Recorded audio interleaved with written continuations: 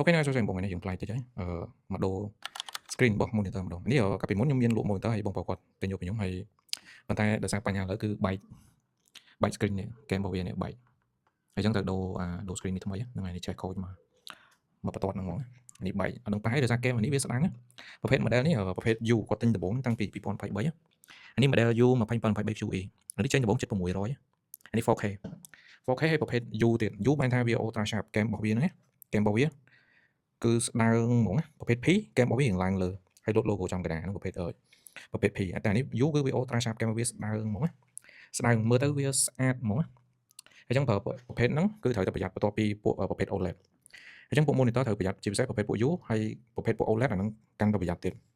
ទាំងការជូតទាំងការសម្អាតហ្នឹងគឺអាចប្រើប្រភេទកណាត់យើងធម្មតាទៅសម្អាតបាននេះពួកហ្នឹង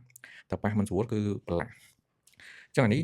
ដូរថ្មីថ្លៃគួរសមដែរសម្រាប់ screen របស់វាអានេះ screen ថ្មីនេះកំងពីរោងចក្រមកហ្មងកំងពីរោងចក្រមកដូរថ្មីហ្មងថ្លៃគួរសមដែរពួកនេះហើយអញ្ចឹងប្រើប្រាស់អានឹងត្រូវថែទាំ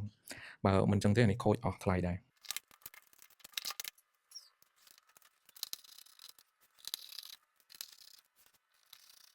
អានេះ screen ចាស់យើងដោះចេញហើយយើងបានដាក់ចូល screen ថ្មីដាក់ចូល screen ថ្មីនេះទំហំ